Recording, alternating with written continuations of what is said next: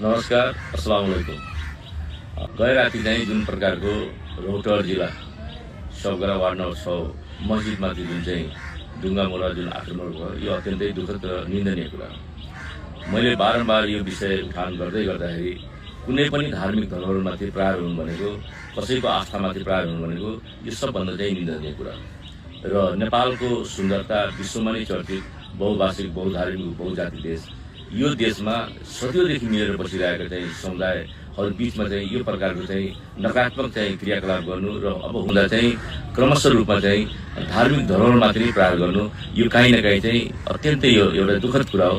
र म यो आजको घटनाप्रति जुन चाहिँ घटना घट्यो यो प्रति म अत्यन्तै दुःखद छु। यसकारण पनि कि अहिले जुन एउटा चाहिँ पवित्र महिना रमजान महिनामा सिङ्गो मुस्लिम समुदाय विश्वभरि पनि आफ्नो चाहिँ बढीभन्दा बढी इबादत गर्ने, दिनभरि चाहिँ रोजा व्रत बस्ने र 5 टाइमको नमाज पढ्नेदेखि लिएर धार्मिक कार्यहरूमा चाहिँ बढी चाहिँ जोड दिने, सामाजिक सद्भावमा बढी जोड दिने, होइन, देशको चाहिँ अमन चयन कायम गर्नको लागि चाहिँ दुवा गर्ने, यी समुदायमाथि र यी समुदायको धरोहरमाथि चाहिँ यस प्रकारको चाहिँ प्रहारले चाहिँ काहीँ न काहीँ चाहिँ माथि जुन चाहिँ एउटा पीडा छ, एउटा जुन चाहिँ दुःख लागिरहेछ, यसलाई चाहिँ मतलब यो मलम लगाउने काम चाहिँ यही समाजको चाहिँ व्यक्तिले गर्ने हो।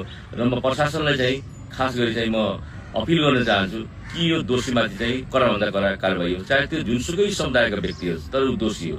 त्यस कारणले हाम्रो नेपालको कानुनले, संविधानले यस्ता धार्मिक धरोहरमाथि प्रहार गर्ने कसैलाई पनि छुट दिएको छैन। त्यस कारणले छिटोभन्दा छिटो यो दोषीलाई चाहिँ कारबाही होस् र सामाजिक सद्भाव कायम रहोस्। म सधैँ भन्दै गर्छु कि हामी चाहिँ यो देशमा सदियोदेखि मिलेर बसिरहेको हिन्दू, मुस्लिम, जुन अन्य समुदाय जति पनि छन्, यी एउटा चाहिँ सबभन्दा चाहिँ राम्रो चाहिँ सुन्दरता हो। त्यस कारण यो सुन्दरता कायम गर्नको लागि हामी चाहिँ एक आपसमा मिलेर बसिरहेको बीचमा यदि कुनै चाहिँ घुसपेट हुन्छ, कुनै तत्त्वले चाहिँ प्रहार गर्छ भने त्यसको प्रतिकार पनि हाम्रो चाहिँ हिन्दू समुदायको चाहिँ व्यक्तिले चाहिँ त्यसको चाहिँ प्रतिकार गर्नुपर्छ। त्यसमा चाहिँ जोड जोडले सहभागी भएर चाहिँ त्यसको जुन गलत क्रियाकलाप चाहिँ रोक्ने चाहिँ प्रयास गर्नुपर्छ। त्यस कारणले यो घटनाप्रति म दुःख व्यक्त गर्दै र म फेरि पनि प्रशासनलाई अपिल गर्न चाहन्छु, मन्त्रालय र सिङ्गो नेपाल सरकारलाई म अपिल गर्न चाहन्छु कि छिटोभन्दा छिटो यो घटना घटाउने चाहिँ दोषीमाथि कारबाही होस् र देशमा अमन चयन शान्ति चाहिँ कायम होस्, भाइचारा कायम रहोस्। धन्यवाद।